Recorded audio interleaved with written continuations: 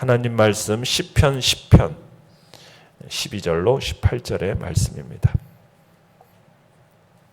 시편 12절에서 18절의 말씀, 시편 12절에서 18절의 말씀 우리 한 목소리로 같이 읽도록 합니다. 시작. 여호와여 일어나옵소서. 하나님이여 손을 드옵소서. 가난한 자들을 잊지 마옵소서. 어찌하여 악인이 하나님을 멸시하여 그의 마음에 이르기를 주는 감찰하지 아니하리라 하나이까.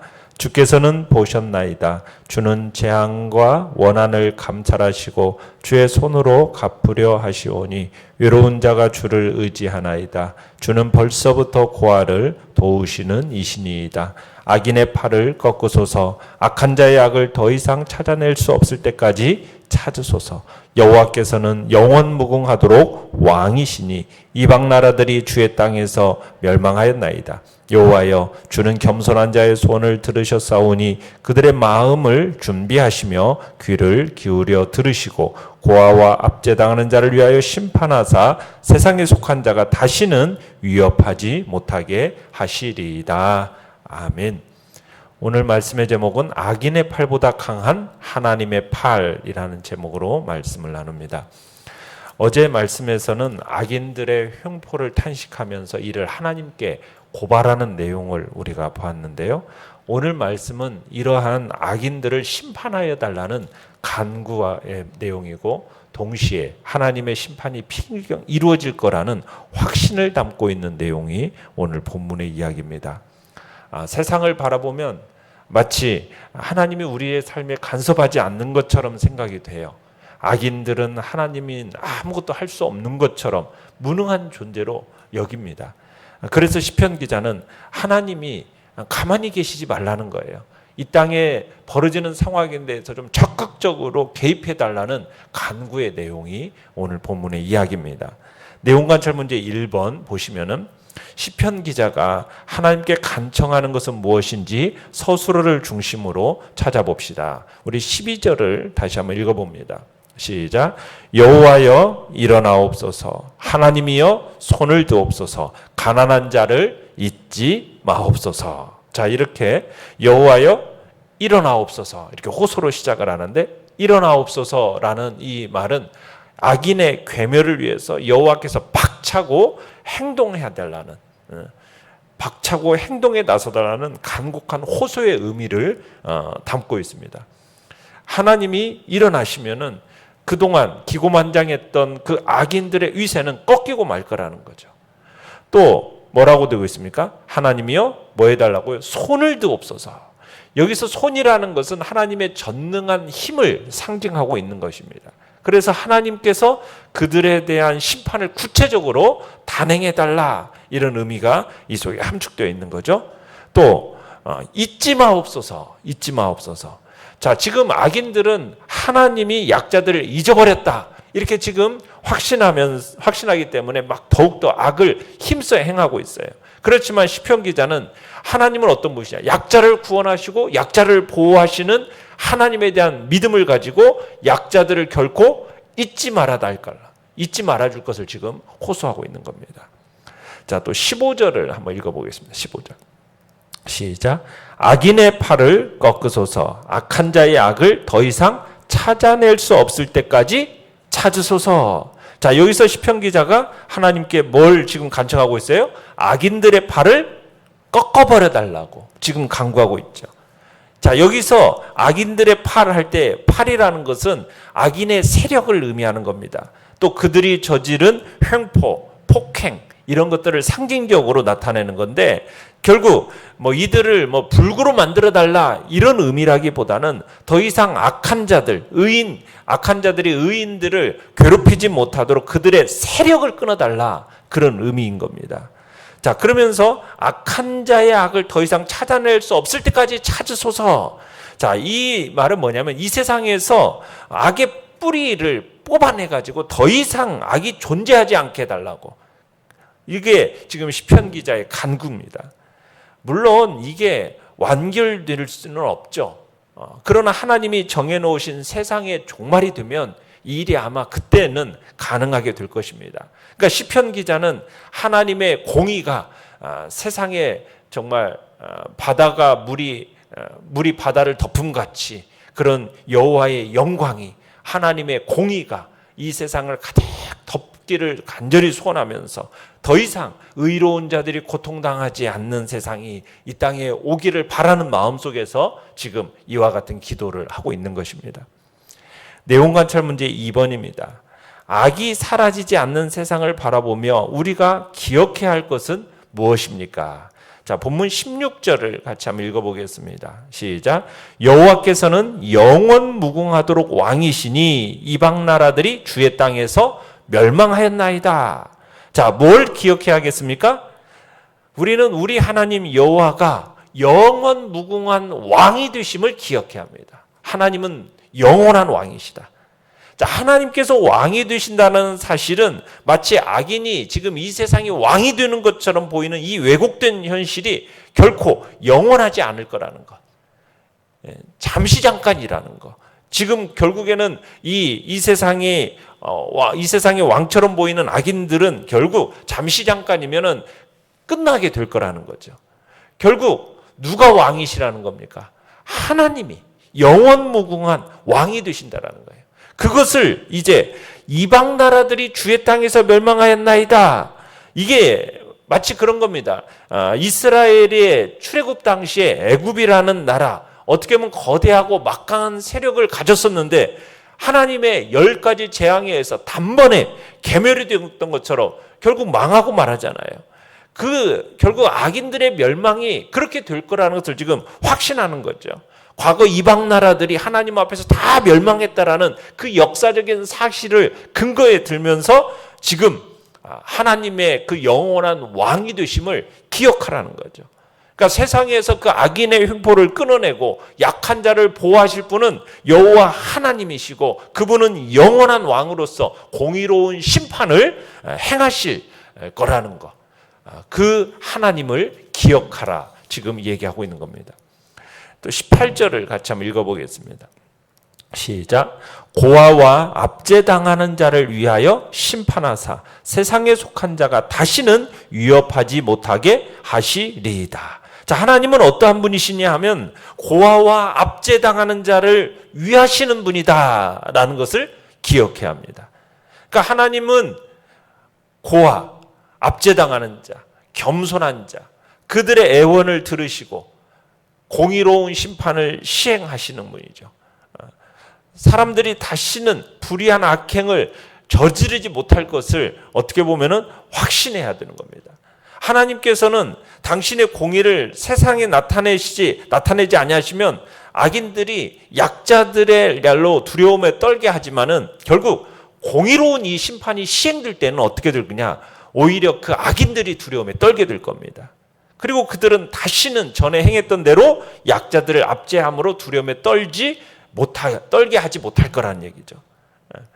결국 우리는 고아와 압제당하는 자를 위하여 악인을 심판하실 수 있는 분, 그분이 바로 여호와 하나님이라는 사실을 기억해야 합니다.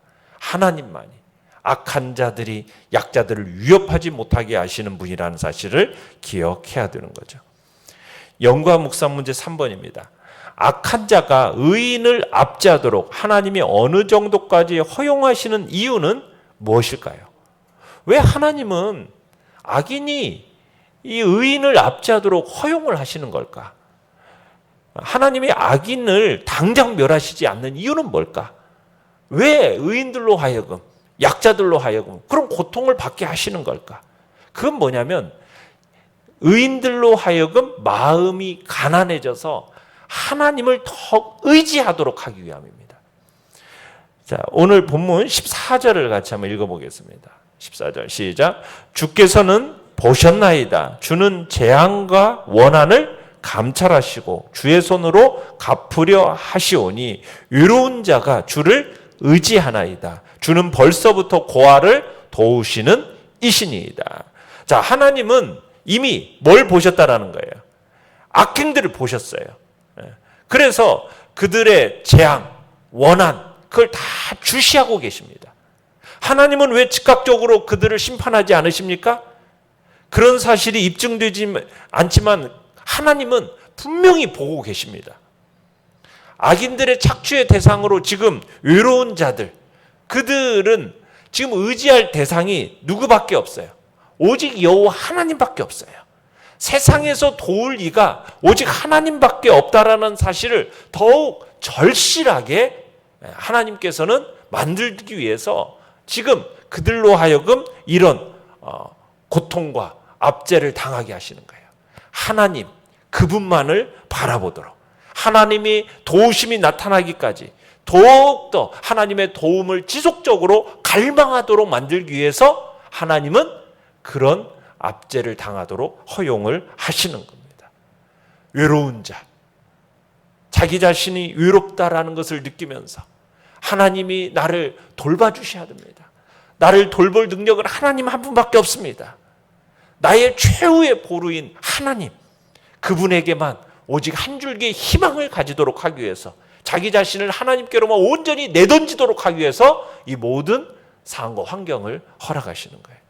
17절을 한번 읽어봅시다. 17절 시작. 여호와여, 주는 겸손한 자의 소원을 들으셨사오니 그들의 마음을 준비하시오며 귀를 기울여 들으시고. 하나님은 누구의 소원을 들어주시는 분이시랍니까?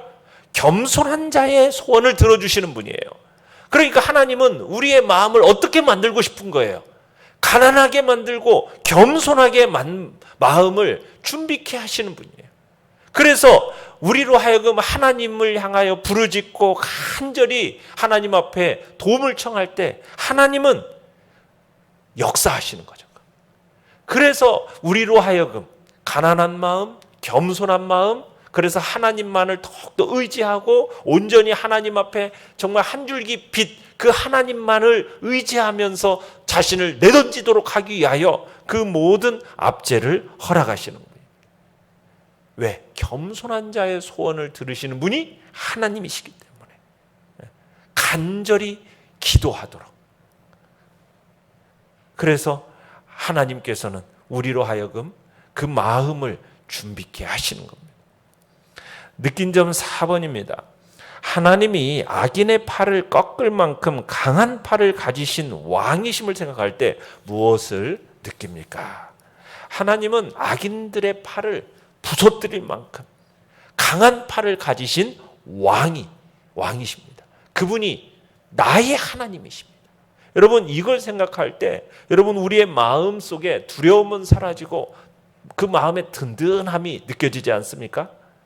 악인이 이 세상의 왕처럼 보이는 이 왜곡된 현실 속에서 여러분, 그들의 세력이라는 것은 결코 영원하지 않습니다.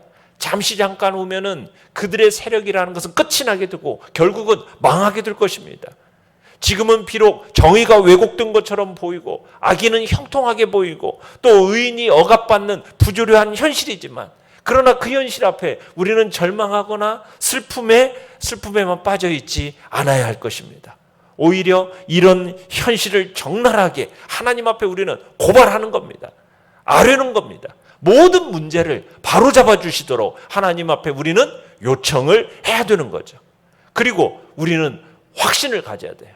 어떤 확신입니까? 하나님께서 반드시 이 악인을 심판하실 것이라는 확신을 가지고 그 확신 속에서 우리는 고백하는 거죠. 비록 현실은 암울하게 느껴져서 탄식이 우리의 마음속에 나타날지 모르겠지만, 그러나 마침내 우리는 광명한 미래에 대한 소망으로 전환될 거라는 그런 확신 속에서 우리는 가난한 마음, 겸손한 마음, 또 외로운 자로서 오직 하나님만을 의지하고 그분께 나의 마음을 다 토해내면서 결국 마침내 하나님께서 영원한 왕으로 등극하셔서 이 모든 일들을 해결해 주실 것이라는 믿음으로 우리는 나아가야 되는 것입니다. 부조리한 현실 가운데서 우리가 고뇌하며 살아가지만, 그러나 오늘날 우리의 성도에게 있어서 하나님이 우리의 영원한 왕이 되신다는 그 사실을 기억해내면서 우리는 큰 힘을 얻기를 간절히 바랍니다. 결단과 적용 5번입니다. 본문에 나오는 하나님의 손을 묵상해 봅시다. 그 손이라는 게 어떤 손입니까?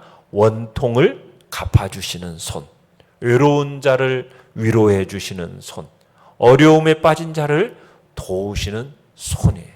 이 손 중에서 지금 내게 필요한 손은 무엇입니까? 우리가 주님 앞에서 하나님의 손이 어떤 손인지를 다시 한번 우리의 마음속에 되새기면서 하나님, 그 손을 우리에게 나타내 보여달라고. 그리고 또 겸손한 자의 소원을 들으시는 그 주님 앞에서 내 마음은 어떤지 한번 점검해 봅시다. 우리의 마음을 겸손한 마음으로, 정말 오직 이 모든 상황 환경 속에서 주님이 우리에게 원하시는 마음은 하나님을 향한 가난한 마음이요, 겸손한 마음이요, 오직 하나님만이 유일한 나의 도움이 되시고 한 줄기의 빛이 되심을 인정하면서 그분만을 간절히 찾고 의지하는 그 마음을 하나님은 기대하고 찾고 계시는 겁니다. 우리는 어려움과 고통 중에서 그런 마음을 우리가 준비하며 나아가게 해달라고 오늘 이 시간에도 기도하며 나가실 바랍니다. 오늘의 기도 같이 읽겠습니다. 시작. 오늘도 저를 도우시는 만왕의 왕 하나님을 바라보며 그 주권과 성품을 묵상하게 하소서. 아멘. 말씀을 생각하면서 기도하시고요. 연약한 우리의 지체들을 위해서 기도해 주시기 바랍니다. 또 다가오는 주일을 위해서 기도해 주시며 또 새생명 전도잔치 속에 하나님의 놀라운 사랑과 구원의 역사, 생명의 역사를 우리 가운데 보여주시기를 소원하면서 주여 한번 3번 부르시며 나아갑니다.